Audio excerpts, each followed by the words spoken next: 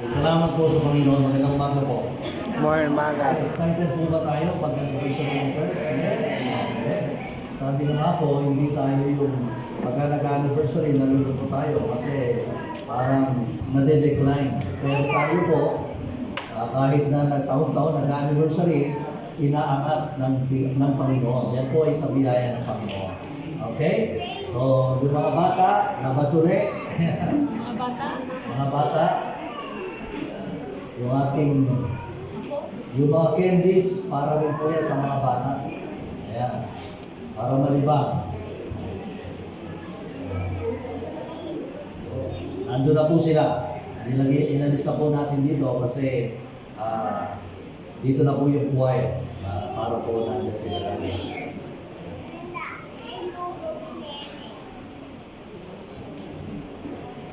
Marahil po ay nagugulat tayo sa nagiging topic natin. Kadalasan, pag umatin tayo sa church, ang madalas natin nadidinig ay yung blessing, di ba? Pagkatapos po ay yung pagalingan.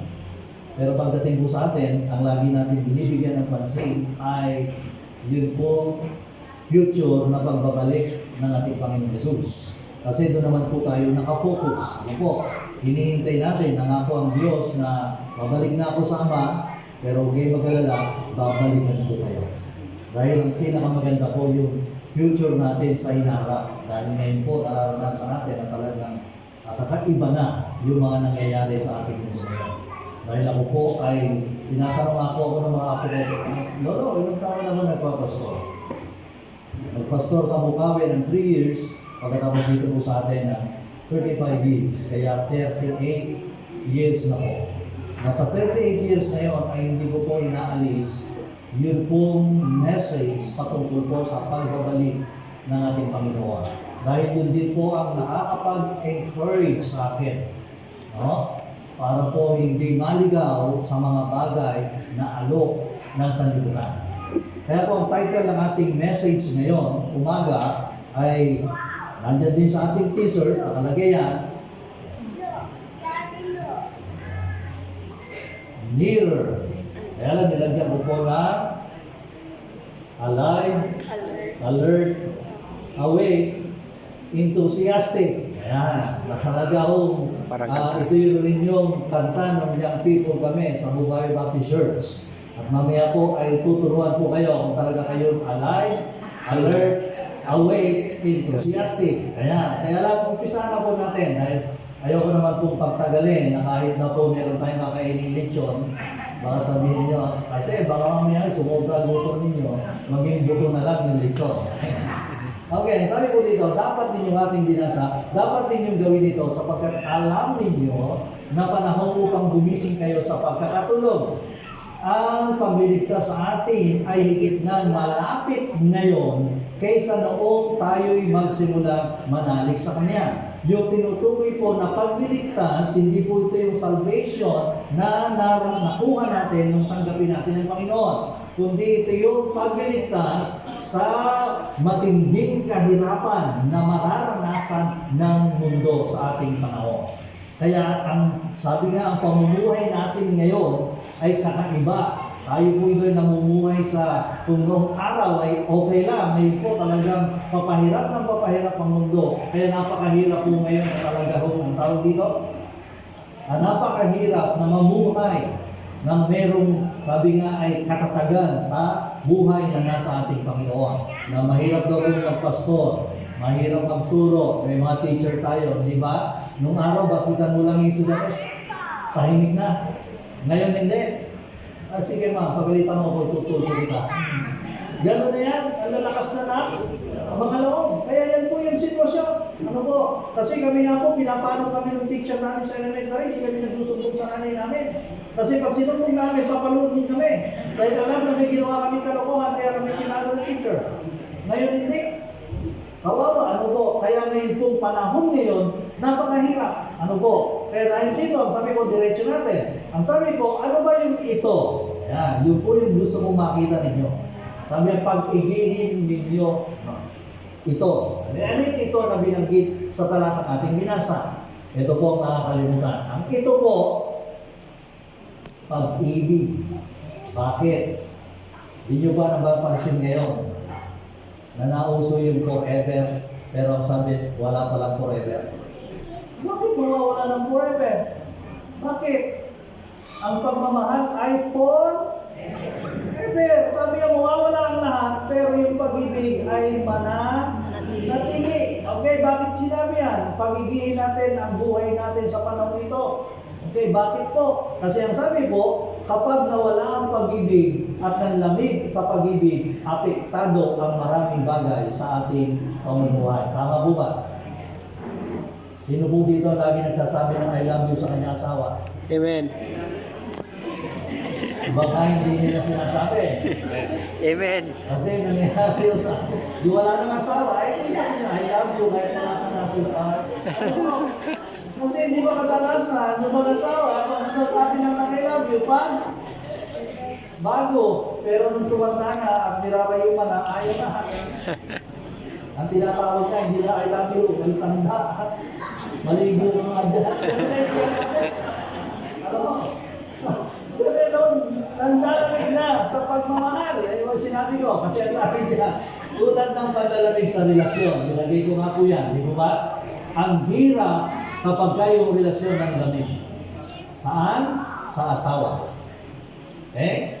Kasi sinasabi ko nga po sa inyo, talagang nung bata-bata kami talaga ni Ate Lucy, ay talagang ang sarap magsabi ng I love you. At hanggang ngayon, hindi pwedeng sabihin na matanda na, senior na, magbabago na yung pagmamahal. Kaya dapat walang panlalamig sa pamilya. Hindi niyo po napapansin, ang mga anak ngayon malamig sa nanay. Bakit? Hindi nabigyan ng panlog. Ay, nagre-request, hindi na bayagan, kaya lalamig. Ganyan po, sa trabaho. Alam niyo po, nung araw, talaga yung mga manggagawa, masisipag. Ngayon no, hindi.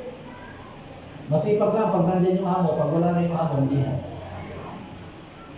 Yun yung love, na yung sabi nga eh, kapag kaya nga pag ini-interview, papasok ka sa trabaho, anong magagawa mo sa aking trabaho? Ang magandang sagot po daw, pag kayo ini-interview, mamahalin mo po yung kumpanya na kukuha sa akin. Kasi pag nawala yung love, ano po nangyayari? Yan po yung sitwasyon. Babaksak ang kumpanya at higit sa lahat, ito po napakatindi. Lahat sa panlalamig sa pagmamahal sa Diyos. Maraming mga tao maririnig nyo na lang, pareho naman yung faith natin sa Diyos. Pero ang tanong, mahal nyo ba ang Diyos? Kasi yung faith, yung iba, lakas ng faith kasi may pera na dumarating. Pag dumating na sa pagsubok, akala ko ba, Lord, gaganda yung buhay ko. Pero ang isang taong nagmamahal sa Diyos, anuman yung sitwasyon niya sa buhay, hindi magbabago o hindi malalamig sa ating Panginoon. Kaya dahil dito, ang kung sabi, isa ito sa mga sign na nalalapit na pagliligtas sa atin ang pagdating ng araw ng Panginoon. Isa lang yung tinatawag na panlalamig sa pag-ibig. Pwede bang kalabutin mo yan katabi, sabihin nyo, mahal na mahal kita. Mahal kita. Panlalamig. Okay. Si Jesus ay nagbigay pa ng mga palatandaan sa mga alagad sa bundok ng Olivo nang siya ay tanungin ng mga ito. Bakit ko po sinabi nearer? Kaya sa message natin, nearer. Alam niyo po sa YouTube, makikita niyo yung approximity ng kahulugan din nun ay nearer. Ano po? Malalim lang na English. Ganda sana ang tema, approximity. Kaya lang, tatanungin ka pa ng tao makakabasa. Ano ba yan? Ay kaya lagay na po natin, nearer. Pag rin nakita yung nearer, malapit na.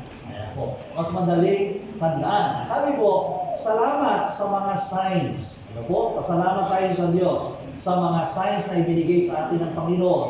Ito ay mahalaga sa atin upang hindi tayo maligaw. Okay? At walang lalaman sa mga nangyayari. Mahalaga yan. Kung tayo ay pupunta sa Baguio, ginawa ko pong example, may mga sign tayo na tinitignan upang di maligaw at nananabik kung nagsasabi ang sign na malapit na tayo sa ating destinasyon. Hindi ba? Pag kayo pupunta sa Baguio, sabi, ilang oras ba yan? Ngayon, 3 oras na lang. Di naiinip na yung ibang bata. 2 minuto na nakalagay doon. Mararating na ang bagyo, natutuwa tayo. Kasi malapit na. Ganon din sa ating Panginoong Heso Kristo. Yun yung napakahalaga. Kaya ang sabi dito, alam natin na mula pa sa lumang tipan ay nagbanggit na ang Diyos bago dumating ang Panginoong Jesus ng mga palatandaan na magaganap sa sanlibutan. Nagiging aware po ba tayo? Alam niyo ba ang TikTok, ang may gawa niyan ay China?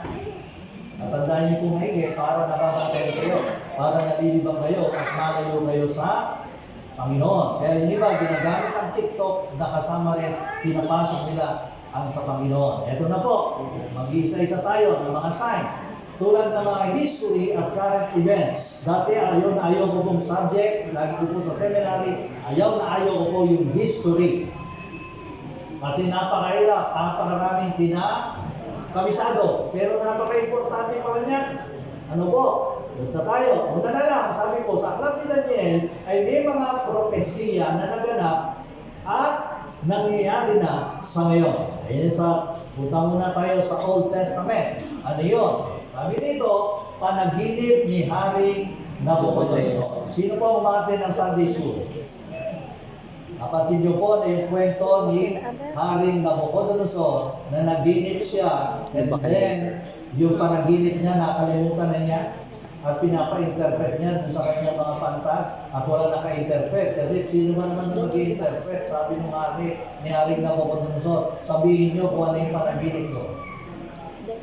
Sabi ang hirap nun. Opo, bili mo siya na naginip, ikaw magsasabi kung ano yung napanaginipan mo. Kaya nangyari sa pangyari ito, si Daniel ang binigyan ng Diyos ng wisdom at ang sabi niya, Panginoon, sabi niya, mahal na hari, bigyan mo ako ng pagkakataon at ang nangyari po doon, lumapit siya sa Panginoon at sinabi niya, Lord, bigyan mo ako ng wisdom kung ano ba yung panaginip ng hari. At ang panaginip niya ay ito. Ayan. The statue in Nabucodonosor dream. Nilagay ko po dyan. Kung mapapasin niyo po, ang ulo ay ginto, ang chest and arm ay silver. Ang kanya pong gawing tiyan ay yung pong tinatawag na bronze. Yung tanso, pagkatapos itong legs na to ay bakal at ito pong pinakapaa ay pinaghalong putik at bakal. Yan yung panaginip. Kaya yung panaginip na yan, yung ulo kumakatawan kay Haring Nabucodonosor na siya yung mag-ahari. Tingnan niyo po. And then, yung panahon na yun, dumating po yung panahon naman ni King Darius. Opo. And then, pababa ng pababa, lahat yung naganap na yung paa na lang ang hindi nagaganap. At alam niyo po ba sa panahon natin kung ano yung paa? Yung European Union. Sila yung maghahari sa time natin ngayon. At pagkatapos po ba ng paa, may kasunod pa? Wala na. Kaya tayo po ay nasa huling mga araw na. Sabihin niyo po sa inyong katabi, tayo ay nasa huling mga araw na. Sa huling araw tayo. Okay? And then sabihin niyo po, hindi pa huli ang lahat. Hindi pa huli lahat. Magsisi ka na. Magsisi ka na. Okay. Yun po yun. Bakit? Ito po yan. Sinasabi ko sa inyong European Union. Ayan po yung mga bandila na nagkaisa. At sinabi ng Bible, hindi magkakaisa. May hihiwalay. At ang humiwalay po ay ang Great Britain. Nakalagay sa Bible. Tingnan niyo po, natutupad. Hindi lang yan. Sa lugar po niyan, ito yan. Ang tawag po doon, Brexit.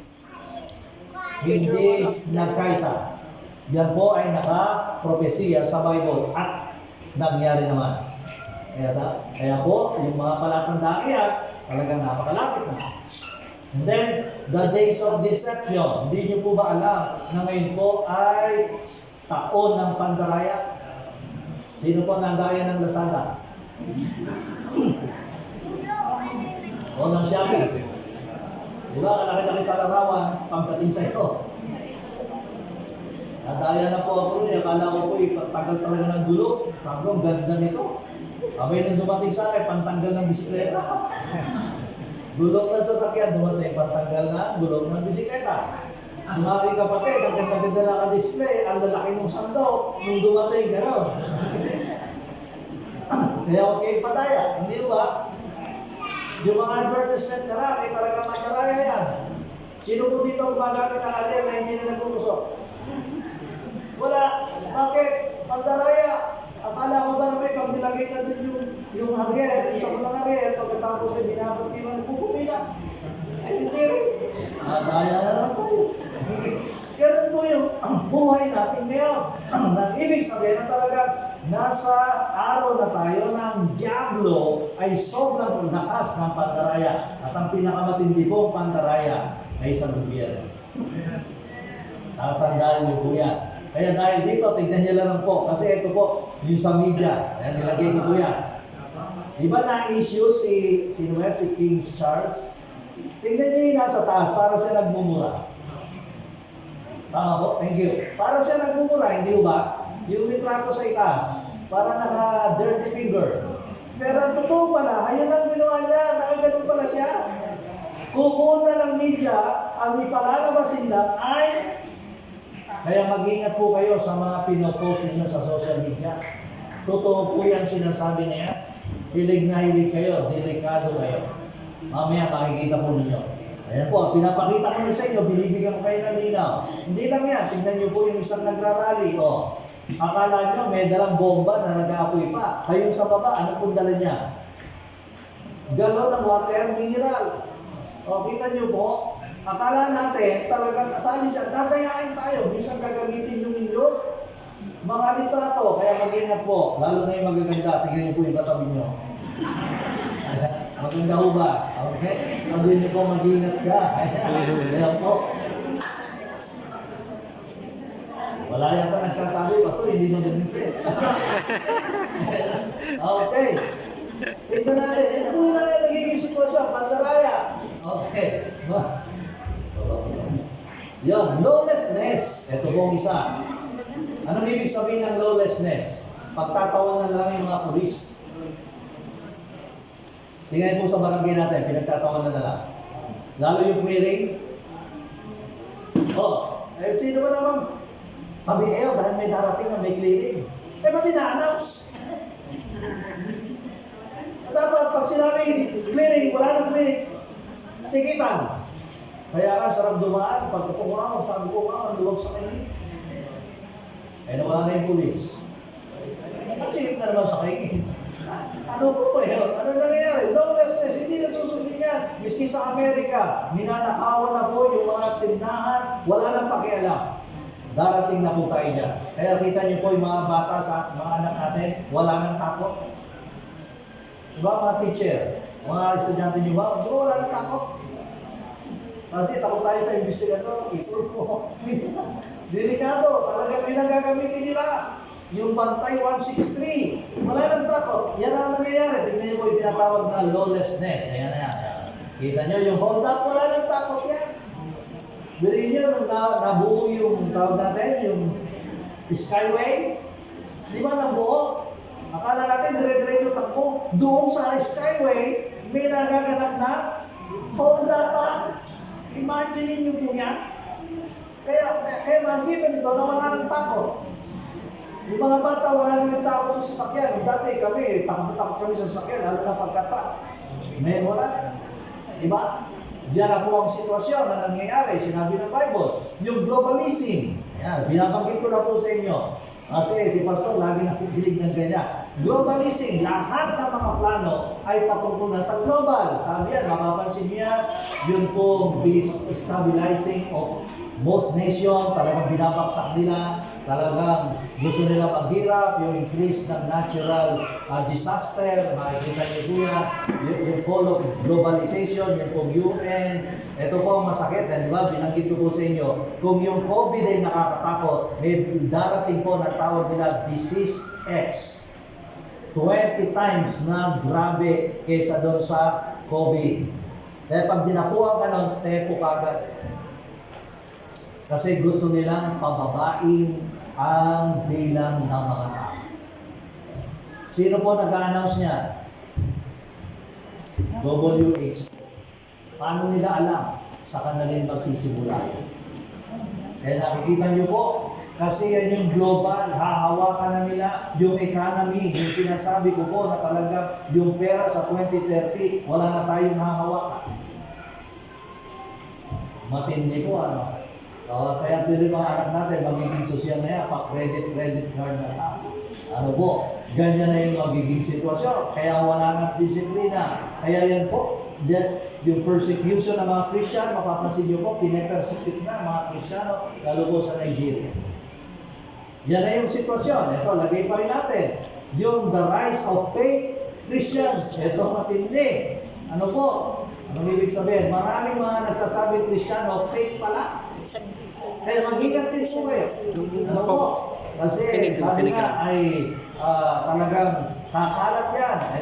Sabi ni John MacArthur, Satan is most effective in the church when he comes. Di ba sabi ko po, pinag-aralan natin noong unang pasok. Ang demonyo gumagawa rin sa loob ng iglesia. Magdadala siya ng mga fake Christian para guluhin sila eh. Pero salamat sa Diyos. Dahil ang ating iglesia, patuloy na ang Diyos ang gumagawa at kumikilos. Kasi hindi po tayo natatakot na banggitin yung katotohanan. Yun yung sinabi ng Diyos. Hindi yung FOMO, sabi niya, Pastor, pag binanggit mo yan, mawawalan ka ng membro. Eh, okay na po. Hindi ka naman membro. Tayo po'y tinuturuan ng mga manggagawa na magpatuloy na mamuhay ayon sa katotohanan. Hindi po sa kagustuhan lang na paramihan ng membro. Ang church ay hindi po yan paliksahan ng paramihan ng member. Ang church po ay para sa nais ipamuhay ang salita na natikap mo. Ano po? Eh, kita niyo po, sa atin yung blessing. Pag tayo nag-anniversary, sabi nyo, grabe, padami ng padami ang handa. Kanina po, bago po ako makiat dito, meron naman 3 binawang makanin. Kaya siguro nag-diabetes. Parang nung araw ay panay pakas ka sa binakain namin, tira-tira. Talagang puro matamis, walang may sakit na diabetes. Pero po, o diabetes, pero ngayon, talagang grabe na. Ito pa, fake Christian. Sabi, kinukuha ko lang po sa mga Facebook ito. Fake Christian, hate to hear rebukes and correction, but real Christian love to hear it, accept. Pagka ikaw tinatamaan, gusto mo, bakit? Tinupuri ka ng Panginoon. Di ba? And then ang sabi doon, tinatanggap mo, pinamumuhay mo, at pinasasalamatan mo dahil ipinaalam sa iyo ng Diyos. Panginoon. Loko, hindi niya maganda. Ayaw pala ng Panginoon yung ganun gawain kasi masisira ang aking buhay. Yun po yung mga tunay na nanampalataya. Ang mga hindi tunay na mananampalataya, matingki mula alanan. Ganyan po yung sitwasyon. Fake Christian may go to church every Sunday. But their hearts and actions remain unchanged. Walang pagbabago. Kaya nangyayari po, kahit na simba ng simba dito, hindi madala yung pamilya. Bakit? Hindi nababago. Ang pinakamabisa po para madala natin sila sa Panginoon, maghuri ng buhay. Sabi nga sa Bible study natin doon sa giginto, kung ikay dating bungangera, hindi na. Bungangera ka naman, lagi mo sinasabi na sa asawa, I love you, sweetheart. Gusto mo ba ng kape? Eh, mga ganyan na naririnig. Hindi yung pagpasok ng asawa mo lasing, babalibagin mo agad ng tasa. Walang niya kang dimon mo na, muna ka naman ng lasing. Kasi simba mo lang. Ano po? Makakilala mo yun sa Panginoon. At sasabi, ako tayo ng Bible study, ayoko nga. Baguhin mo muna yung buhay mo, atin ako. Pinaka-the best, yung buhay na binago ng ating Panginoon. Yun po yung napakadakila. Kaya kasi, they claim to know God, but their actions, they deny Him. Paggawa. Hindi tayo fake. Sabi niya, no? Beware of those Christians whose faith is based on their own ideas and feelings. Kahit alam mo yung Bible, marami po kasi mga Kristiyano, gusto alam nila yung Bible. Kaya lang yung Bible, pandibati lang. O alam ko na yan. Pero ako po, pagka nakapagdibate, ang tatanungin ko lang sa kanya, wala sa Bible yung nasa akin. Alam mo ba yung verse na ipamuhay ang dapat na narinig? Yun po yung pinaka-importante. Na dati akong ganito, pero ngayon hindi na. Yun yung pinaka-the best, hindi po ito feelings. Kaya nakita nyo po, ito pong danger sa mga kabataan. Lagi ko pong sinasabi. Di ba? Usong-usong ngayon, mga kantang yug-yug lang, maganyanan pa kayo. Feelings lang. Ano na, feelings lang ang kinukuha nun. Dapat pagkatapos yung kumanta, ano po, nakita niyo yung mensahe ng Panginoon, mabago ang inyong buhay. Kaya nangyayari kasi, mga kabataan, o saan masaya, doon tayo. Yung ganun pa. Pero pagkatapos ng kantahan, walang pagbabago. Hindi po feelings, kundi talagang damahin natin na ito yung nais ng Diyos, ito yung plano ng Diyos. Kaya sabi niya, they think it's right and not on God's word. Okay, dapat laging nakabase sa salita ng ating Panginoon. Hindi lang yan. Ang sabi dito, technological changes is so rapid. Mabilis. Hindi ba? Kaya yung mga sasakyan isang taon pa lang luma na Bakit? Iba na yung uso. Oh, kabibili nila, kaya hindi natin pwede ipagmalaki yung cellphone. Di ba? Kamahal-mahal lang. Kaya yung mga magulang, hirap na hirap. Mabigyan lang ng magandang cellphone ng anak. Anak, pwede ba sa'yo 33 na lang? Sasabihin mo sa'yo, naman, bato ko pa sa'yo. Hindi na akong suyo. Ganun ang nagiging sitwasyon, masyadong mataas. Ito po, dito na tayo. Tignan niya, yung mga napapanood natin sa TV, magiging totoo yan. Nakita niyo po yung mga ginaganyan? Nako, darating po yung time. Yan na yan. Okay, ayan po. Biruin niyo yung mga kotse, pipindot ka na lang. Bagyo. Tapos matutulog ka na. Dadaling ka na loob. Sasakyan. Ayun, gano'n na yan. Talagang, grabe. Kaya ito po matindi. Ang tawag po dyan ay transhuman. Yun po mga napaparalitiko. Lalagyan po ng ganyan. Okay? Yung mga bulag makakakita. Lalagyan po ng ganyan ng mga robot. Tutuin ang papanood ninyo. Nakita nyo, binabaril na, buhay pa. Kasi yung puso, papalitan na lalagay robot. Ang tawag doon, transhuman. Ano po, yung mga hindi makalakad, lalagyan yan sa isip. Ayan po. Okay. Ayan po yan, ibig sabihin. Nire-research ko po lahat yan. Yan po ang ibig sabihin niya. Yung brain natin. At alam nyo ba na lahat yan ay maisa sa katuparan? Gutom na yata si Pastor. Okay, maisa sa katuparan. Bakit? Meron po kasing tinatawag na ba't nawala dyan? Iba yata ang nalaga. Okay. Meron akong binago dyan Balik natin. Meron pangalawa yan. Meron mo kasi nilagay mo dyan, baka makalimutan mo kasi. Alam niyo po ba na maisa sa katuparan niya? Bakit? Kasi meron tinatawag na 7 kumpanya, Magnificent 7, na pinakamayaman na kumpanya, na ang lahat ng kumpanyang iyon ay involved sa computer. Ano po yung mayaman? Ang nakalagay mo doon, NVIDIA. May kinalaman niya sa computer. Hindi niyo alam. I-research ko pa po yan. Pag-aaralan natin sa seminar. Yung Alphabet. Alam niyo po ba yung kumpanyang Alphabet? Ang kumpanyang Alphabet, sila yung kumukuha ng mga files natin, yung mga dinadownload nyo sa computer. Para pag time na ang mundo ay igagagar na nila, alam na kung saan kayo pupuntahan. Ayan po yan. Microsoft, puro tungkol sa computer ang 7 kumpanyang ito. At ito po ang gagamitin ng kaaway. Kaya sige pa, upload pa. Yan. Mag-upload pa kayo ng mag-upload. Yan po. Kasi dyan tayo dadalihin. Yung Facebook, yan ang kauna-unahan nila. Lahat ng informasyon natin ay alam na yan, may anniversary tayo sa church. Alam na nila yan. Pinipid na nila yan sa malaking computer. Kasi bakit? Hindi naman all-knowing si Satanas. Kaya yan ang gagamitin niya. Ang all-knowing po ay ang ating Diyos, ang ating Panginoon. Kaya so Kristo alam niya, iniisip ko palang alam na ng Panginoon. Pero si Satanas, never siyang mapunta sa lahat ng dako. Kaya ang gagamitin niya, computer. Yan po, yan lahat na yan. Kaya dahil doon, mapapansin niyo po, eto na tayo.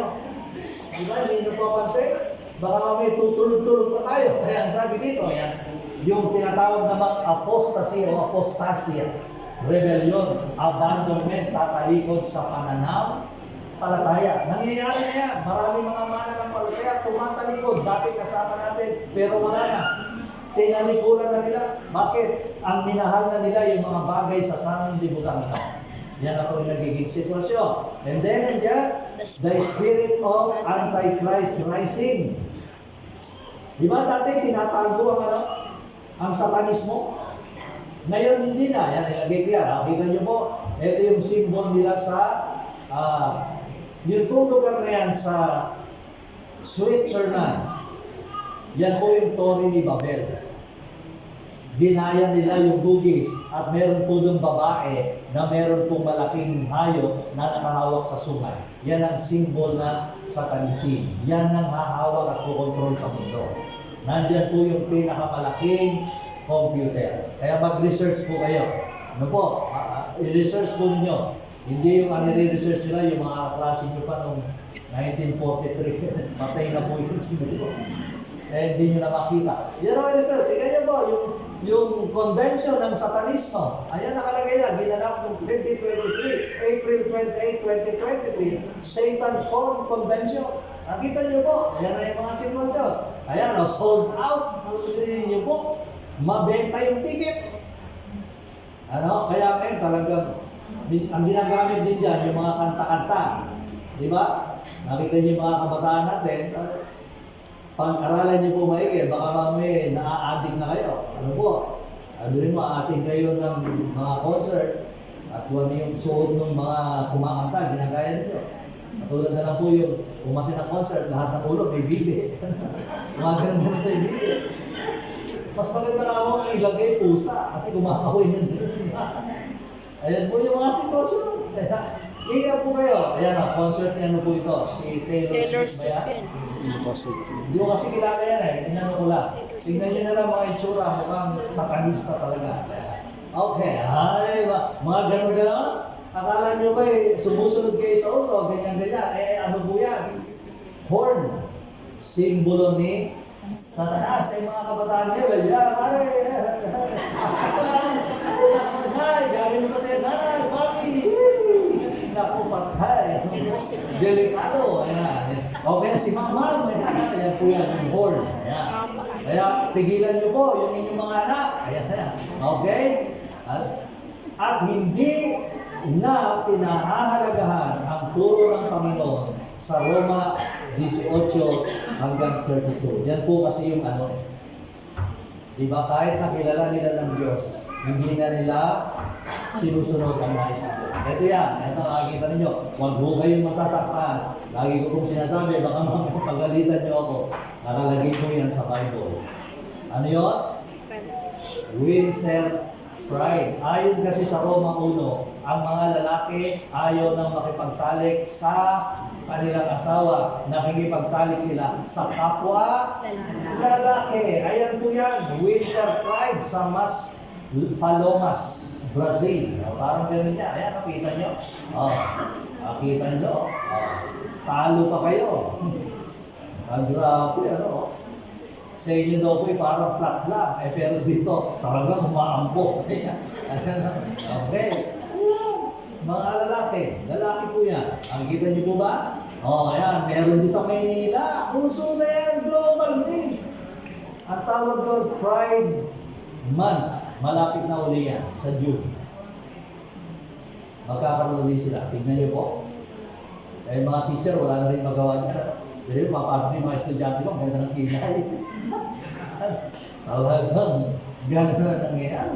Kalalaping tao, ang ganda ng kilay. Talo tayo. Ayan. Kaya tuloy, mga teacher sabi, ganda ng kilay mo.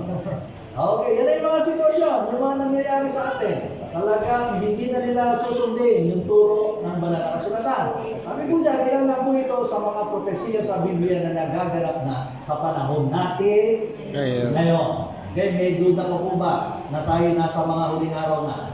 Nagdududa pa po ba kayo? Hindi na. Talagang eto na. Kaya nga sabi sa atin, Roma 13:11b, ang pagliligtas sa atin ay higit na malapit na ngayon kaysa nang tayo'y magsimulang manalig sa Kanya. Malapit na ano? Ngayon. Ano po? Kaya ang sabi dito, kaya sa 3 linggo na meron tayong iba't ibang tagapagsalita, nagpaalala sila sa atin. Ano yung paalala nila? Lalo po si Pastor Benji, ang sabi niya, awake from sleep. Sabi niyo po sa katabi niyo, gumising ka na. Gising ka na. Hindi biro. Kasi parang nai-enjoy natin eh. No? Ito na yung nangyayari. Ini-enjoy pa natin. Hindi biro. Then, pangalawang sinabi niya, doon din nakalagay sa Bible, stop sinning. Iwasan na natin ang pagkakasala. Kapag inaaya tayo sa kasalanan, kailangan, oops, ayoko na. Mahirap pong madatnan. Alam niyo po ang sekreto, dapat ngayon sa panahon natin ngayon, ang buhay natin lagi yung iniisip, baka bukas dumating na si Kristo, mamaya dumating na si Kristo. Upang ma-avoid na natin ang anumang kasalanan inihahain sa atin ng diablo. And then live honesty. Maging matapat. Ngayon po, talagang kulang na yung katapatan. At ang sekreto po, laging si Kristo ay nasa ating kaisipan. Kung tanggapin natin si Kristo, nandiyan na yan. Laging papuspos tayo sa Santo Espiritu. Kaya dahil doon, nalalapit na ang pagliligtas ng Panginoon. Kailangan tayong maging ano? Sabay-sabay. Alive, alert, awake, enthusiastic. Ayan, paano po yun? Ito na po. Ito pong grupo na to, alert. Ito pong grupo na to, alert. Yung nasa likod, awake. Yung nasa taas, enthusiastic. Okay, ulitin natin. Alive.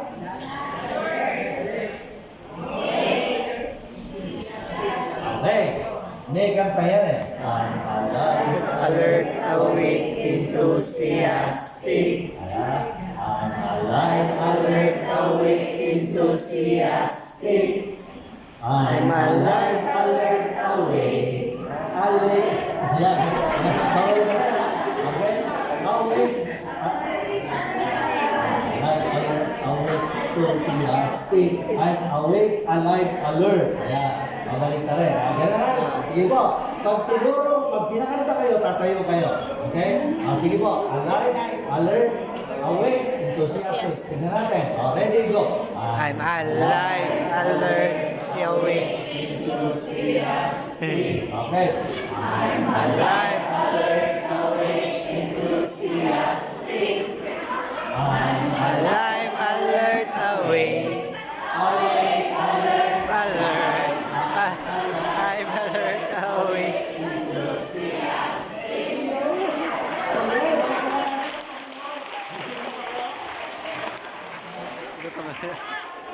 Pastor, pinahirapan mo. Ubos ang lechon niya.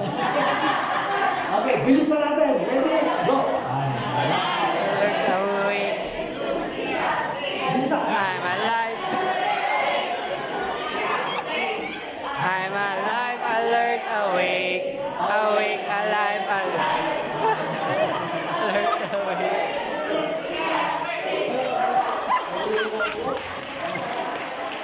Di ba napakasarap? Grabe power. Ano bang gawa ng away, hindi siya mananatili. Bakit? Alive, alert, awake, enthusiastic. Kaya ang sabi na dito, alive. Bakit alive? Tatandaan niyo po yung pangako ng Diyos na once ay tumanggap sa Panginoon, alive ka na. Anong sabi ng Bible? Binuhay na tayo ni Kristo sa Colossus 3:1.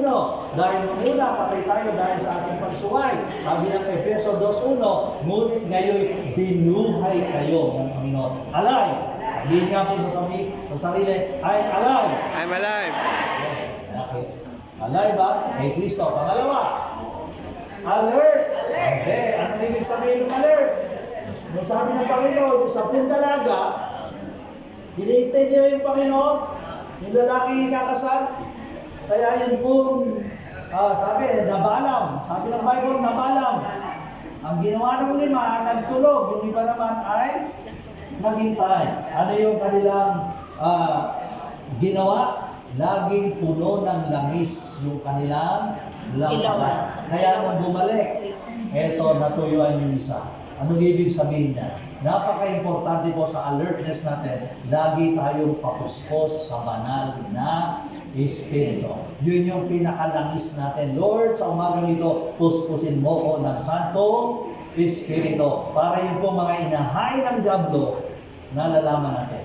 Ang tawag doon, alert. Sabi nga, hindi tayo aandap-andap. Kaya ang sabi ng Matthew 25 verse 13, kaya magbantay kayo sapagkat hindi ninyo alam ang araw ni ang oras.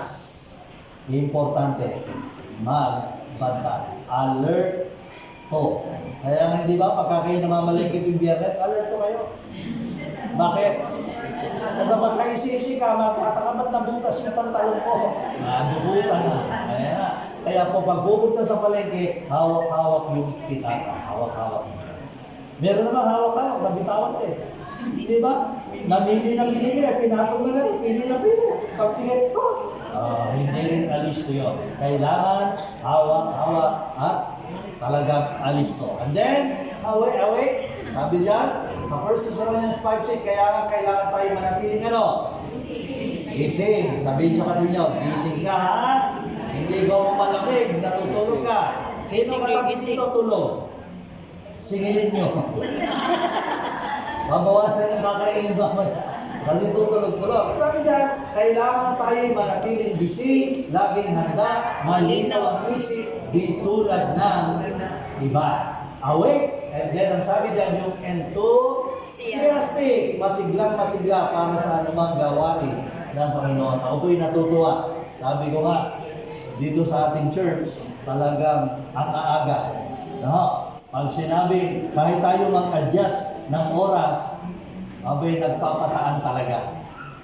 Pag sinabing alas 10, i-start alas 10. Pag sinabing alas 9, i-start alas 9. Siguro naman, pag sinabi ko susunod, alas 4 na madaling araw.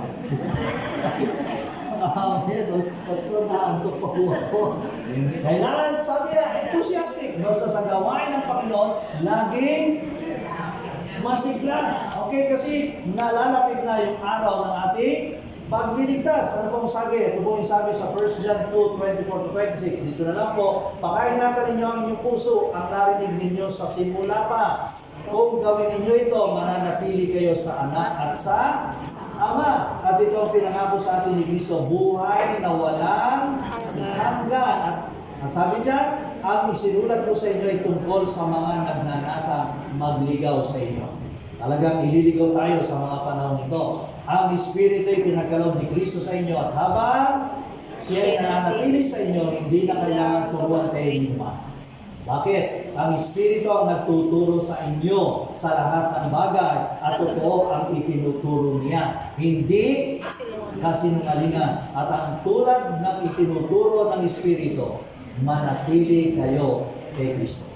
Sabihin niyo po sa katabi, manatili tayo. Manatili tayo kay Kristo. Manatili. Ano po? Sabi nga ng verse 28, kaya nga, mga anak, manatili kayo sa Kanya upang maging panatag ang ating loob sa pagparito niya, hindi tayo mahiya sa Kanya sa araw na iyon. Bakit? Kasi iniwawaksin na natin yung ating kasalanan. Di ba mahirap mabisto? Mahirap yung makot in the act na nakakahiya. Di ba? Kailangan iwasan na natin. Kasi yun po yung nais sa plano ng Panginoon. Kaya nga sa verse 29, kung alam ninyong si Kristo ay matuwid, eto rin tayo bilang kanyang mga anak. Dapat din yung malaman ng bawat gumagawa ng matuwid ay ano? Anak ng Diyos. Anak na ng Diyos. Sabihin niyo po, anak na tayo. Anak na tayo. Kaya importante yan. Nearer and alive, alert, awake, enthusiastic. Nawa po, sa umagang ito, paalala sa atin sa ating 35 years anniversary. Nananatili tayong alive, alert, awake, and enthusiastic. Tayo mag-pray. Maraming salamat po, Panginoon, sa paalala niyo sa amin na talagang ang pagliligtas niyo sa amin ay nalalapit na. Kaya manatili kami alive, alert, awake, enthusiastic. lalong-lalo na po sa mga bagay na nakaugnay sa iyo. Salamat sa paalala niyo sa amin, lalo na po sa mga nangyayari sa mundong ito. Ginising mo ang aming puso, ang aming isipan, dahil kung minsan po nagiging abala kami sa maraming bagay, nakakalimutan namin, Panginoon, yung pangako mo na ang pagliligtas ay darating sa amin, lalo na po sa mga mangyayaring hindi inaasahan sa mundong ito. Salamat po ang bawat isa sa aming sigurado. Kaya Lord, nawa po, manatili kaming sigurado hanggang dumating na po yung araw mo, Panginoon, yung araw ng pagliligtas. Pagpalain ko po ang sandaling ito at yung po mga nag-imbita sa mga bisita, maaaring nagtatanong sila ano ba yung mangyayari. Sila po ang bigyan mo ng wisdom para ma-explain nila, Panginoon, yung dinidiscuss namin sa iyong iglesia. Maraming salamat po. Pagpalain po sa sandaling ito at ang kapulian ay tanging sa lamang sa pangalan ni Jesus. Amen.